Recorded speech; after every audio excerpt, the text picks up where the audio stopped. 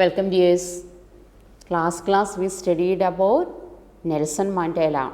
We studied about apartheid. What was it? Apartheid, that was the racial discrimination. Here there was a great function. What was it? Yeah, that is the inauguration of South Africa's first president. The function is held in which place? Pretoria. Yeah, there is a capital of South Africa. And Mandela's speech over. Now, shall we continue in the next one? A few moments later, we all lifted our eyes in awe as a spectacular array of South African jets. Helicopters and troop carriers rode in perfect formation over the Union building. It was not only a display of pinpoint precision and military force, but a demonstration of the military's loyalty to democracy, to a new government that had been freely and fairly elected. So here Mandela is excited. Not only Mandela, all the people. Now there will be lifted, and now we all lifted our eyes in a spectacular array of South African jets and helicopters. So during the function of Independence Day and Republic Day and all, we can see helicopters and just they are showering flowers and different colors. Haven't you ever seen? Never. If you didn't see it originally, will you see it in the TV and all? Yeah, okay. Just we have to watch. That is the national function that we are celebrating. That August 15 and Republic Day. That we will invite national leaders also. Once Nelson Mandela also came to our country for that Republic Day function with his wife Winnie Mandela. So all the national leaders will be invited during such a national functions. So here there will be helicopters and jets. They will shower something spectacular array that is colored and attractive one. The highest generals of the South African Defence Force police, they are just bedecked with ribbon. Bedeck means decorated. And medal from day gone by. Saluted me and pledged their loyalty. I was not unmindful of the fact that not so many years before they would not saluted, but arrested me.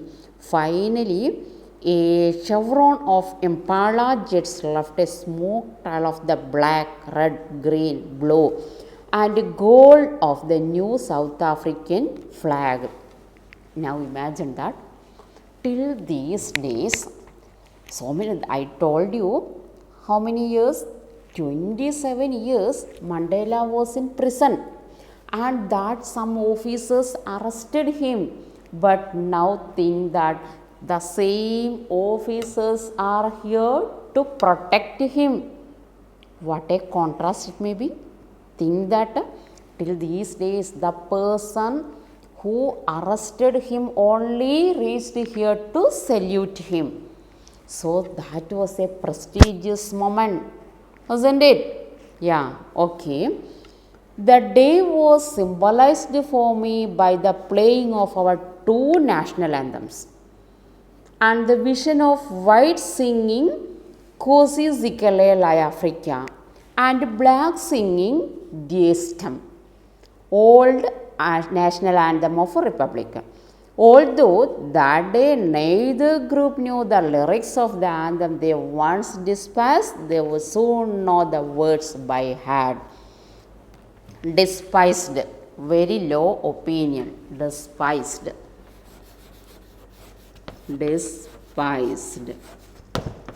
Having very low opinion.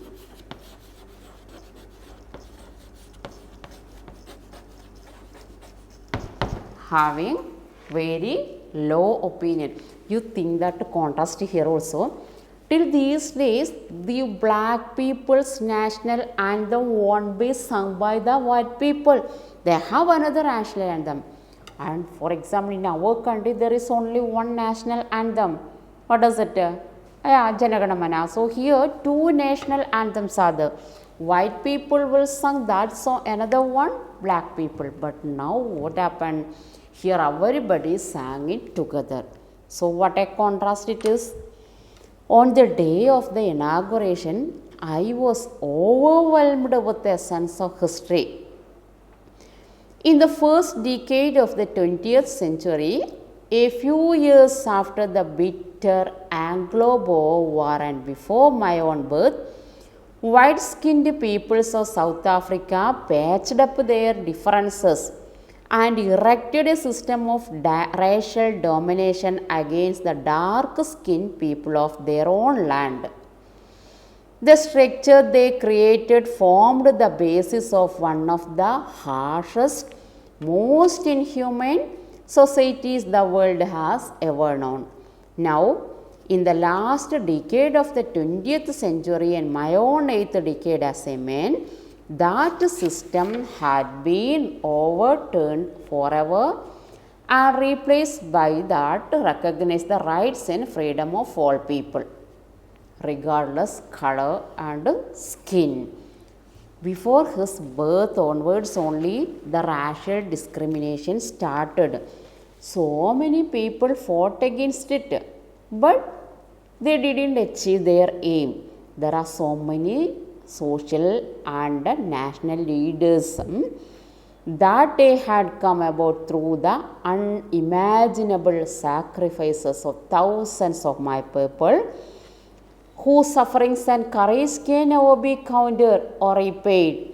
For our Indian freedom struggle also, so many people sacrificed their lives. That is why now we are living here peacefully. And here in Africa also, so many people sacrificed their lives. But this time, I do remember all these people, not only for my courage and bravery or my courage and sacrifice. We got this. All the people, those who sacrificed their lives only, we got such an opportunity. I was playing that I was not able to thank them. They were not able to see what they sacrifice wrought. So this time Mandela remembered the other people also who sacrificed their lives, and he was unhappy because they couldn't see such a ever memorable moment. The policy of apartheid created deep and lasting wound in my country and my people. All of us will spend many years, if not generations, recovering from the profound hurt. But the decades of oppression, brutality had another unintended effect, and that was that it produced Oliver Tambo, Walter Sisulu, the Chief Lutholies, the Yusuf Dadus, the Bram Fisher, Robert Sobukwe, men of such extraordinary courage, wisdom, generosity that their like may never be known again. Perhaps it requires such depth of oppression to create such hates, finer and truer than the purses of diamonds. So here he remembered so many people, a lot of people, those who sacrificed their lives, and somebody, those who fought against the, who were they, the pictures, look at these pictures, who worked or who fought for the against this apartheid. Who were they? Oliver Tambo, Walter Sisulu, Chief Luthuli, Yusuf Dadoo, Bram Fisher, and Robert Sobukwe. Whenever you see those pictures, remember that, like how we remember our national leaders, the freedom fighters. Oh, these are the freedom fighters of South Africa. It is from these comrades in the struggle I learned the meaning of courage. Time and again, I have seen men and women risk and give their lives for an idea. So, Mandela says, not because of my own bravery and courage we got this. I do remember all these people's struggle also. No one is born hating another person because of the color of skin or the background or his religion. People must learn to hate, and if they can learn to hate, they can be taught to love, for love comes more naturally from the human heart. Remember that sentence. Now we can see the world, the people, they are hating each other, trying to catch everything to themselves. But true love should be from the heart only, and there won't be hatred. Then such people can only live in peace. Even in the grimmest times in prison, my comrade and I were pushed our limit. I would see a glimmer of humanity to the gods, perhaps just for a second. But it was enough to pressure me and keep me going. Man's goodness is a flame that can be hidden but never extinguished. Remember that line. Man's goodness is a flame that is just like the flame of fire. It can be hidden but never extinguished, never put out it. It will always burn from the inner heart. Because of that only Mandela can achieve this. Can you imagine a person can live in jail 27 years? But now what happened? He served the nation. I think everybody understood this much. And some comprehension check are there. What do the military generals do? Why were the two national anthems sung? What does courage mean to Mandela? Which does he think natural, love or to hate? So once more read all this. Whenever you get time, try to read the biography of Mandela, his autobiography, Long Walk to Freedom. Okay, thank you.